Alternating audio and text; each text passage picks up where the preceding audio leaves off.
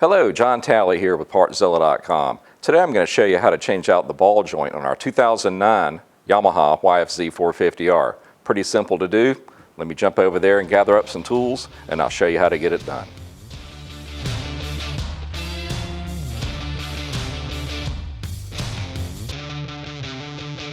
All right, this is going to be a skill level 2, but not that serious. Let's go over some of the tools that you're going to need to pull this off. On the socket side, just a 12, 14, and a couple of different 17s. Make sure you've got a shallow well as well as a deep well. On the wrench side, just a 14 and a 17. Needle nose pair of pliers, circlip pliers, a punch, a couple of different hammers, 3/8 ratchet, and as always, a good torque wrench. Now, our special tools. You're going to like this one. We're actually going to use an 1.5 by 3 threaded piece of pipe, as well as a 3/4 by 2 threaded pipe to actually push out the ball joint. Now listen, Yamaha makes a special tool for this. They're not easy to attain, and I know a lot of people out on the internet just get out a big hammer and whack the hell out of it, but I'm not going to do that. I'm going to show you a way to safely press it out, so that's the way we're going to approach it. Now, if you would, reference our exploded parts diagrams. That's going to show you exactly how things come apart and, more importantly, how they're going to go back together.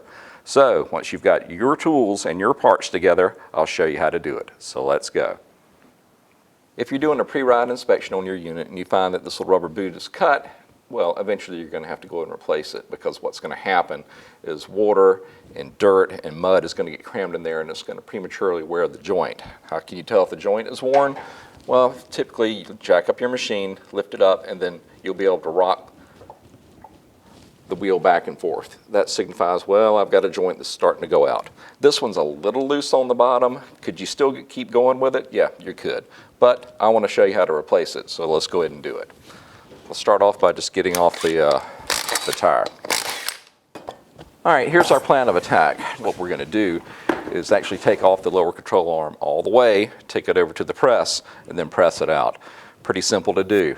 Just need to remove the shock, this castle nut here where the actual ball joint is, and then these 2 pivot points up on the frame. At the top of the castle nut, you'll have a little cotter pin that needs to come out. Then we should be able to snake a wrench up there and pop it loose. All right, next, let's go ahead and take our shock off from the bottom. I'm going to leave that bolt in there for the time being, get these 2 loosened up, and then we'll take them out and drop it down.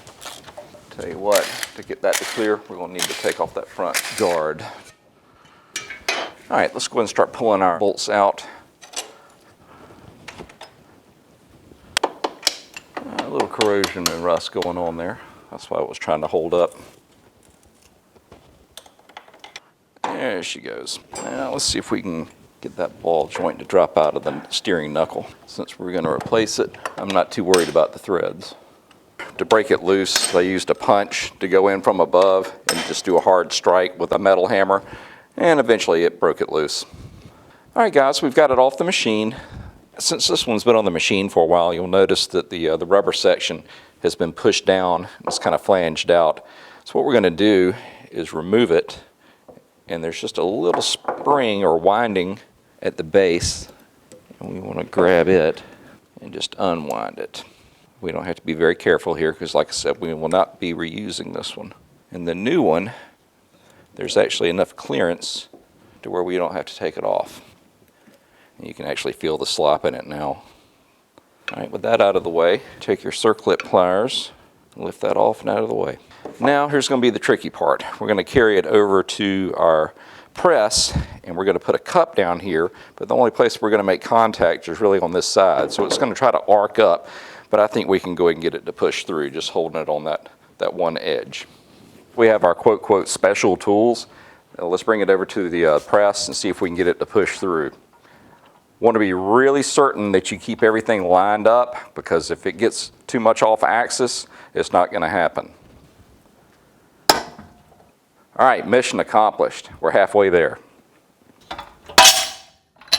The real trick here is to find a cup. In my case, I use just a piece of 1.5 inch steel pipe to just barely fits around the outside of your ball joint, because you don't have a lot of room to contact with the control arm. So it's barely catching on that outside. If it's too big, it's going to push over the edge. It's not going to push straight, and you're not going to get it out.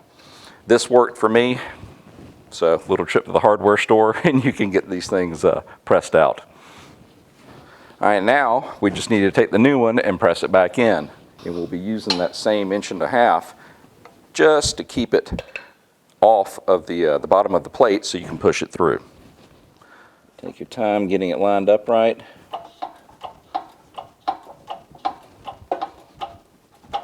All right, from here, we just need to get our circlip on, and then we can put it back on the machine.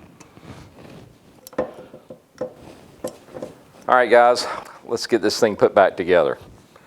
I've just got the upper A-arm lifted up so we can get it out of the way. Go ahead and shimmy in our lower control arm, start bolting everything back together. I've cleaned up where that bolt was a little bit rusted, and then we're going to put just a light layer of grease on it. When you're putting this back together, put each bolt in and just leave it loose until you get everything in position. Then we'll go through and torque everything down. All right, just lower the steering knuckle down on that new ball joint. Now we can start putting up nuts and bolts on there and torquing it down. All right, for the ball joint, that needs to be 18 foot-pounds.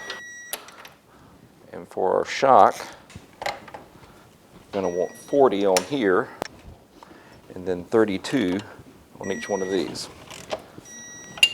The one thing we need to go back and do, though, is see if we've got a pass-through on the castle nut so we can put the cotter pin back in. All right, with that, we just need to put the wheel back on and get it torqued to 32 foot-pounds as well.